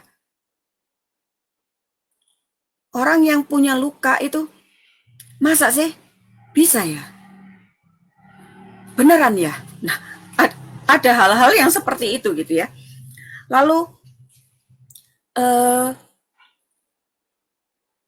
padahal kalau kita lihat ya di dalam Efesus pasal yang keempat ayat 31 dibilang apa? Segala kepahitan, kegeraman, kemarahan, pertikaian, fitnah hendaklah dibuang dari antara kamu. Demikian pula segala kejahatan. Hal-hal itu harusnya kita bisa buang, kita bisa cabut, kita bisa bakar, kita bisa pokoknya hilangkan dari kehidupan kita gitu. Supaya apa? Supaya tidak mengganggu. Dan sama seperti Tuhan ketika menciptakan setiap kita, dia memberi kepada kita itu kehendak bebas. Orang yang diberi kehendak bebas itu, dia bisa memutuskan. Ketika orang lain melakukan hal-hal yang negatif sama dia bisa memutuskan, saya punya pilihan, saya mau menjaga hati saya tetap oke, atau respon saya tidak baik. Itu yang akan terjadi ketika kita punya kehendak bebas, dan itu kembali kepada Bapak Ibu di sini. Apakah Bapak Ibu mau memilih untuk berespon dengan benar? Kenapa kita harus bisa memilih untuk bisa menjaga hati, memutuskan untuk saya mau menjaga hati saya daripada saya sakit hati terus gitu.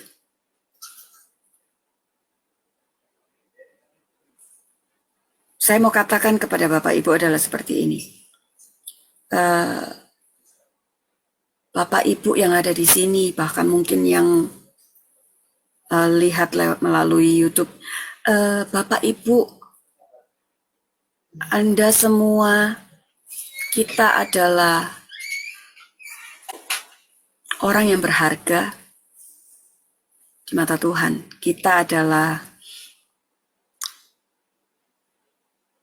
biji matanya. Kita diciptakan Tuhan itu sempurna.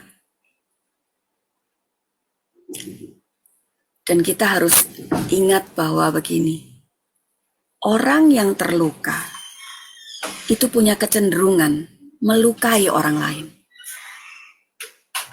Sekali lagi ya, orang yang terluka itu pun memiliki kecenderungan untuk melukai orang lain. Tetapi orang yang sudah sembuh itu juga memiliki kecenderungan dia akan menyembuhkan orang lain. Dan orang yang mau mengampuni atau orang yang sudah diampuni, dia punya kecenderungan untuk dia mau mengampuni orang lain.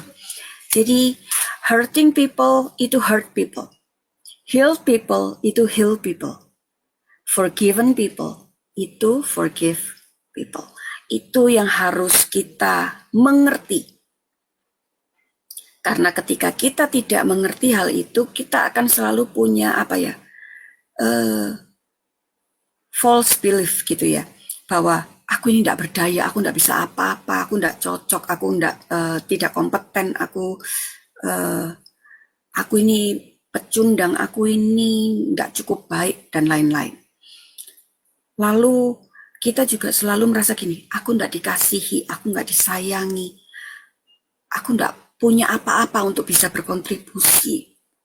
Hal-hal itu yang akan selalu ada dalam pikiran kita. Itu false belief kita. Nah, saya akan langsung masuk ke, coba slide yang ke 45 ya. Begini. Tuhan itu bilang di Yeremia 30 ayat yang ke-17. Sebab aku akan mendatangkan kesembuhan bagimu.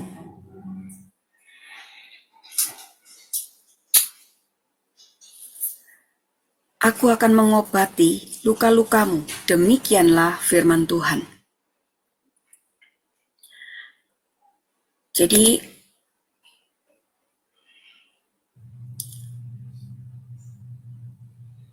Tuhan itu mau kita semua jadi pribadi-pribadi yang sehat. Mari kita melangkah dan belajar untuk mengampuni, memaafkan.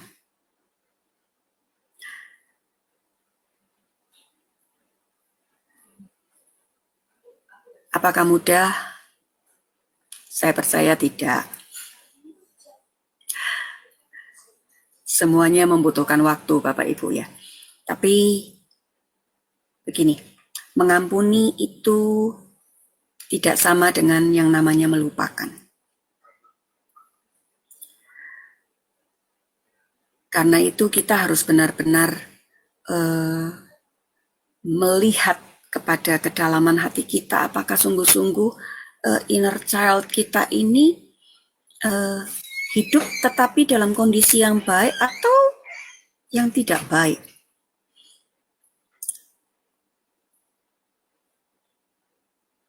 Karena itu mari kita sungguh-sungguh untuk periksa dan cari akarnya supaya kita sembuh, kita jadi pribadi yang sehat. Kita harus bisa mengidentifikasi setiap luka yang ada di dalam hidup kita. Ada di dalam pikiran kita, ada di dalam tubuh kita, ada di dalam emosi kita. Jadi luka itu ada di tubuh, ada di pikiran, ada di emosi. Itu semua harus bisa kita identifikasikan dengan baik.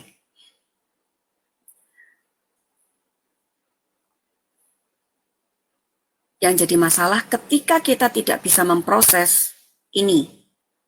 Akhirnya kita memendam setiap perasaan itu, atau kita berusaha untuk mengabaikan.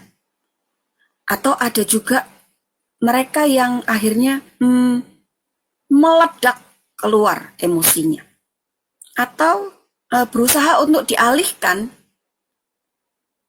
ke yang lain.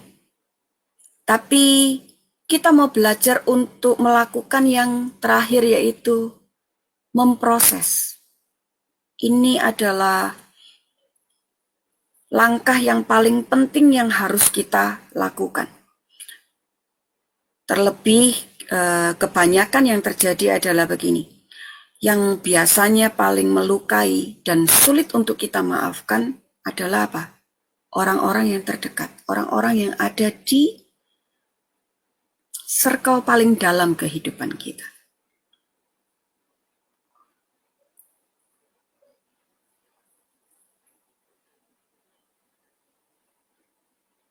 Ketika kita bisa mengampuni, kadang juga kita merasa kita sulit mengampuni, bahkan kita mungkin menyimpan yang namanya akar pahit. Karena apa? Karena kita suka salah mendefinisikan arti dari pengampunan. Ketika kita mengampuni, artinya saya lupa akan apa yang sudah dilakukan. Kita tidak akan pernah bisa melupakan, tapi kita bisa melepaskan, merilis itu, bahwa itu akan jadi pengalaman, itu akan jadi satu situasi yang mendewasakan setiap kita.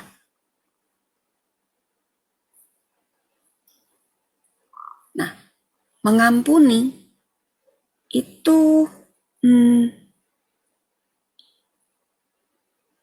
berbeda dengan menyangkal, ya, atau denial. Kita suka, oh I'm fine, itu tadi yang saya bilang, bahwa oh saya nggak tersinggung, nggak apa-apa kok. Ketika mungkin kita sedang guyon, tiba-tiba ada orang yang menyeletuk gitu ya, oh nggak apa-apa. Itu tidak apa-apa, bukan tidak apa-apa ya Bapak Ibu. Tapi, dan mengampuni itu juga bukan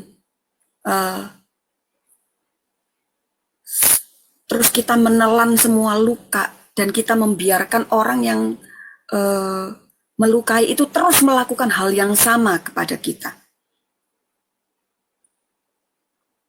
Nah, bagaimana caranya? Ya kita harus betul-betul merelakan. Karena kita harus punya satu pengertian begini. Tuhan itu sudah mengampuni saya. Saya pun sebagai pribadi bukan satu pribadi yang baik. Saya punya banyak luka, saya punya banyak dosa, saya punya banyak hal-hal yang mungkin tidak bisa dimaafkan oleh orang lain. Tetapi begini, ketika saya menghadap kepada Tuhan, saya tahu bahwa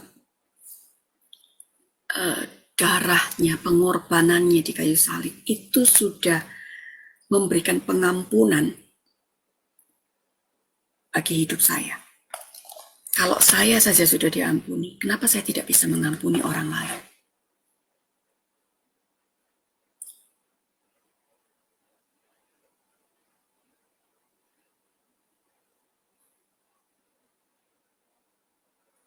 Mengampuni orang lain itu bukan kelemahan, ya.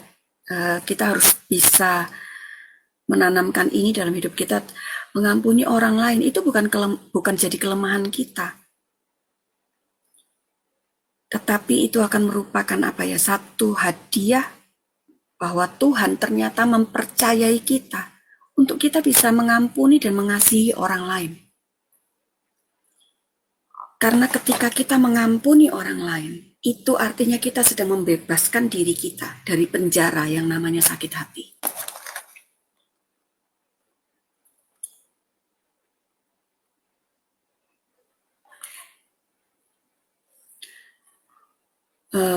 Ada begini, pengampunan itu adalah satu perjalanan di dalam kehidupan. Itu adalah suatu pengulangan untuk sesuatu yang akan selalu bisa terjadi dalam kehidupan kita. Tetapi Matius 18 ayat yang ke-21 sampai 22 dikatakan bahwa ketika bertanya, Tuhan sampai berapa kali sih aku harus mengampuni saudaraku ketika ia berbuat dosa kepada aku? sampai 7 kali? Yesus berkata kepadanya, bukan, aku berkata kepadamu, bukan sampai 7 kali, melainkan sampai 70 kali 7 kali. Artinya apa Bapak Ibu? Misalnya, Bu Nancy melakukan kesalahan sama saya hari ini itu 1 kali ya. Saya kalau sesuai firman ini berarti saya harus mengampuni Bu Nancy 70 kali 7 kali. Belum selesai 70 kali 7 kali. Masih kurang mungkin 2. Bu Nancy sudah melakukan hal yang lain lagi. Yang melukai hati saya. Saya harus ngulangi lagi. Bukan berarti 70 kali itu untuk semua, enggak. Tapi untuk setiap kesalahan, saya harus mengampuni orang itu 70 kali 7 kali. Jadi artinya apa? Kita harus selalu hidup untuk mengampuni dan memaafkan orang lain. Setiap saat. Tidak mudah, tetapi mari kita sama-sama belajar untuk melakukan itu semua. Karena ketika kita bilang bahwa kita ini adalah Kristen-Kristen yang dewasa, itu adalah kita adalah pribadi yang bisa menerima masa lalu kita, bisa memahami dan mengerti apa yang menjadi kebutuhan inner child kita secara sehat. Betul, mengampuni tidak ada batasnya kepada siapapun. Mereka yang berbuat salah kepada kita. 70 kali 7. Setiap mereka melakukan, setiap. Belum selesai, mereka buat salah lagi, ya ulangi lagi 70 kali 7. Enggak bakal selesai Bapak Ibu. Jadi, saya akan tutup ini ya. Kesembuhan itu merupakan satu proses yang tidak bisa sekali dilakukan.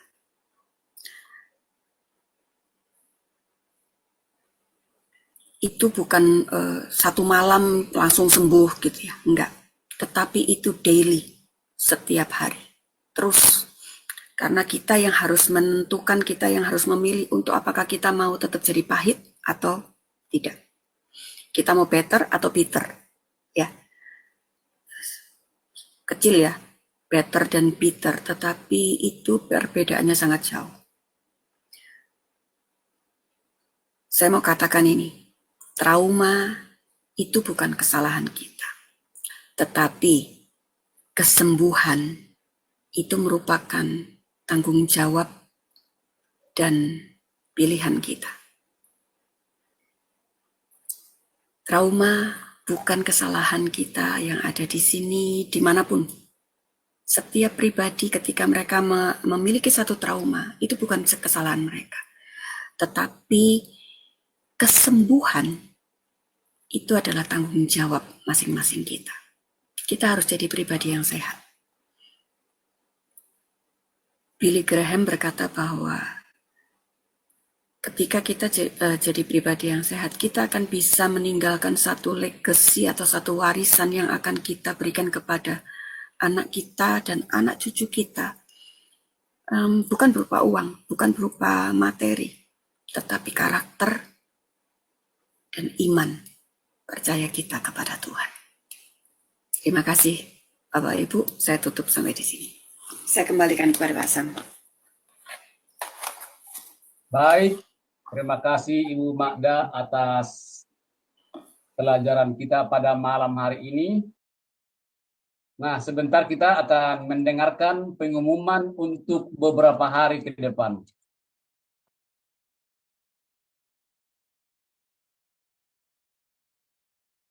Pada besok, hari Kamis tanggal 8 Mei 2025 pada jam 21.10 waktu Indonesia bagian Barat ada pelajaran firman dengan tema gelombang otak. Sebagai pembicara adalah Bapak Pendeta Dr. Dedi Kurniawan, MTH, dan yang menjadi moderator adalah Ibu Aling. Untuk hari Jumat pada jam 19 WIB tanggal 9 bulan 5 2025 ada pelajaran firman, eksposisi kitab Ibrani dari Ibrani 1 ayat 1 sampai 14 dengan tema pernyataan Yesus sempurna. Ini sesi yang pertama Bapak Ibu. Yang menjadi pembicara adalah Bapak Pendeta Daniel Palungan, MNIS MTH Demin. Dan yang menjadi moderator adalah Pak Sam Siagian, saya sendiri. Dan selanjutnya pada hari yang sama, jam 21 WIB, ada pelajaran sejarah penebusan yang ke-8, pendahuluan 10 tulah. Yang menjadi pembicara adalah Bapak Pendeta Dr. Yudu Lengkong, MTH, dan yang menjadi moderator adalah Ibu Henny. Renungan pagi Sema Adonai setiap hari Senin sampai Sabtu pada jam 05.30 waktu Indonesia bagian Barat dengan hamba-hamba Tuhan yang sangat memberkati. Bapak Ibu, YouTube kami, YouTube channel Cahaya Firman, tolong di-subscribe dengan tulisan @cahayafirman strip J3X. Dan tolong subscribe juga channel YouTube baru kami, YouTube channel Sema Adonai Plus, dengan tulisan @Sema Adonai Extra. Itulah tayangan kami atau program Sema Adonai untuk beberapa hari ke depan. Baik Bapak Ibu, terima kasih pemaparannya Ibu Magda pada malam hari ini dengan waktu kita yang hampir 2 jam. Mungkin Bapak Ibu kalau kurang jelas bisa ditonton di channel YouTube Cahaya Firman di siaran ulang karena waktu kita live pada malam hari ini terbatas. Dan nanti setelah di-end-kan acara live ini bisa nanti tanya jawab kalau masih ada waktu dari narasumber kita. Dan sekarang karena waktu sudah habis Ibu Magda, mungkin kalau ada closing statement bisa ditambahkan dan ditutup dengan doa berkat. Waktu dan tempat dipersilakan. Terima kasih. Oke, saya kira closing statement-nya tadi sudah ya. Kita bertanggung jawab untuk jadi pribadi-pribadi yang sehat selama kita hidup di bumi ini. Baik, mari kita akan tutup di dalam doa. Terima kasih Bapak, kami mengucap syukur untuk pembelajaran pada malam hari ini. Biar apa yang sudah kami pelajari kami bisa menerima, kami bisa mengolahnya dengan baik, dan kami bisa mempraktekannya dalam kehidupan kami pribadi lepas pribadi. Terima kasih kalau sebentar kami akan menyelesaikan Zoom kami ini Tuhan, biar apa yang sudah masing-masing kami semua terima itu jadi berkat bagi setiap kami. Dan biar kami sebentar bisa beristirahat, kami bisa mengakhiri hari ini dengan damai sejahtera, dengan kasihan daripada Tuhan. Dan kami bisa terus menikmati cinta yang daripada Tuhan, yang terus memenuhi kehidupan masing-masing dari kami. Supaya setiap kami bisa jadi pribadi-pribadi yang sehat dan bisa menyehatkan orang lain juga yang ada di sekeliling kami. Terima kasih Bapa, di dalam nama Yesus kami sudah berdoa dan mengucap syukur. Amin. Amin. Terima kasih Ibu Magda atas pengajarannya pada malam hari ini. Kiranya menjadi berkat bagi kami semua yang mendengarkan di kelas Zoom maupun di channel YouTube Cahaya Firman dan juga di Zoom Sema Adonai. Terima kasih juga Bapak Ibu yang hadir semua yang mendengarkan di mana saja berada.